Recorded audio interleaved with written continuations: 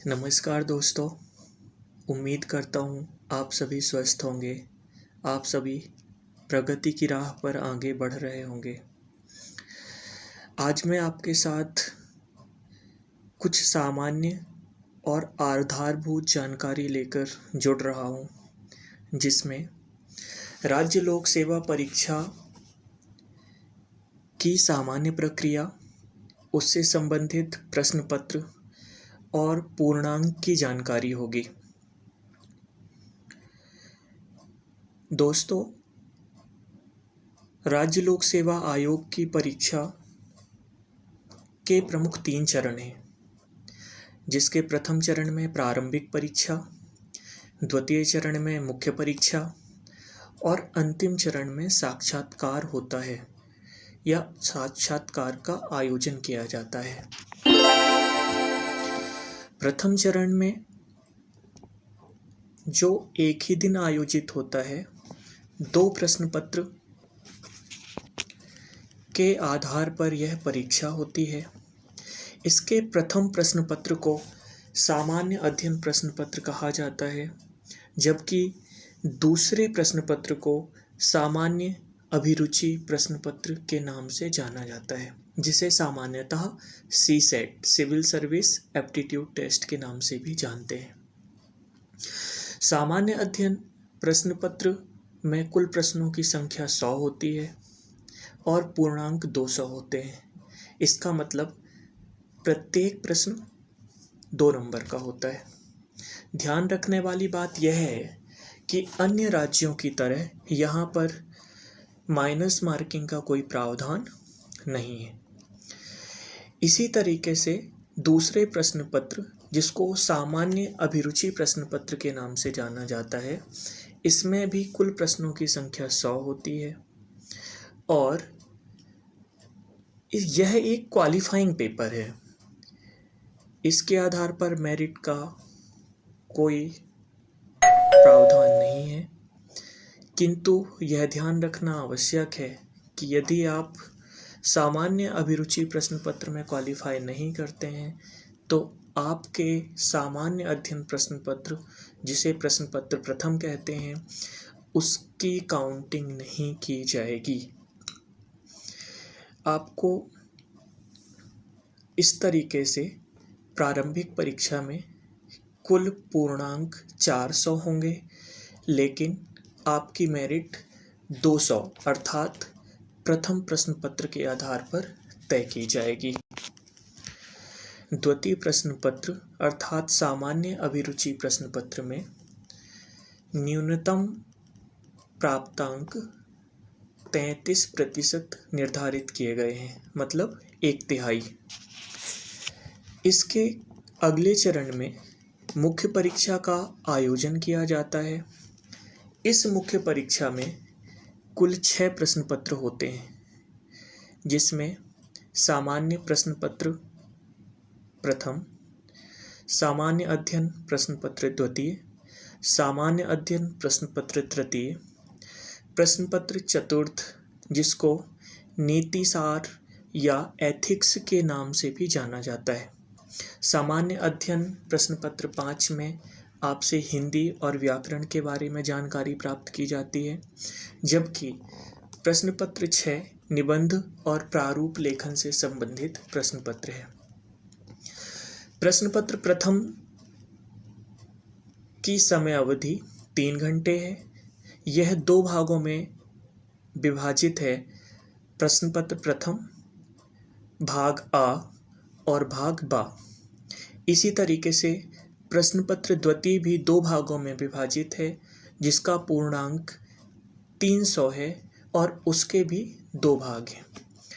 यदि बात करें प्रश्न पत्र तृतीय की, तो इसमें कोई भाग नहीं है और इसकी समय अवधि भी प्रश्न पत्र 1 और 2 की भांति 3 घंटे निर्धारित है और इसके पूर्णांक भी 300 हैं। जबकि प्रश्न पत्र 4 की बात करें तो इसकी समयावधि तो 3 घंटे निर्धारित है, किंतु इसके पूर्णांक 200 निर्धारित किए गए हैं। इसके बाद प्रश्न पत्र पंचम, जिसमें हिंदी और हिंदी व्याकरण है, यह भी समयावधि के अनुसार 3 घंटे का प्रश्न पत्र है और इसका पूर्णांक भी प्रश्न पत्र 4 के अनुसार 200 है। अंतिम प्रश्न पत्र है जिसे 2 भागों में विभाजित किया जा सकता है। प्रथम भाग निबंध और द्वितीय भाग प्रारूप लेखन। निबंध में आपसे 2 निबंध पूछे जाएंगे। पहला निबंध जो 1000 शब्दों में होगा, इसका पूर्णांक 50 है। द्वितीय निबंध जिसकी पूर्णांक 25 है। इसके बाद इसका दूसरा भाग है जिसमें प्रारूप लेखन है। प्रारूप लेखन जो पाठ्यक्रम में निर्धारित है उसी से पूछा जाता है। इसका पूर्णांक 25 है, जिससे 2 क्वेश्चन आते हैं और दोनों क्वेश्चन के अथवा मतलब आपको विकल्प भी दिए जाते हैं। इस तरीके से कुल मिलाकर के मुख्य परीक्षा में 6 प्रश्न पत्र होते हैं जिसके कुल पूर्णांक 1400 हैं। यदि परीक्षा प्रक्रिया के अंतिम चरण की बात करें तो साक्षात्कार का आयोजन किया जाता है और साक्षात्कार के कुल पूर्णांक 175 हैं, जो 1 दिवसीय परीक्षा है। इस वीडियो के दूसरे भाग में यदि मैं बात करूं समयावधि को लेकर के, तो सामान्यतः चूँकि आपको भी यह पता है, अभी मध्य प्रदेश लोक सेवा आयोग की परीक्षाएं लगभग प्री प्लान्ड जो डिसाइड होती हैं वैसी हो रही हैं। तो इसके आकलन के अनुसार मैं आपको बताऊं, पूरी प्रक्रिया में लगभग 1 वर्ष का समय लगता है। अधिसूचना जारी होने के लगभग 100 दिनों के बाद प्रारंभिक परीक्षा का आयोजन होता है। प्रारंभिक परीक्षा से लगभग 120 से 150 दिनों के अंदर मुख्य परीक्षा का आयोजन वर्तमान में हो रहा है और लगभग 60 से 90 दिनों के अंदर साक्षात्कार की परीक्षा का आयोजन होता है, जिसके 1 महीने के अंदर अंतिम परिणाम घोषित कर दिया जाता है। यह मैं आपको 2020 और 2021 में अपनाई जा रही प्रक्रिया के अंतर्गत जो समयावधि लग रही है वह बता रहा हूँ।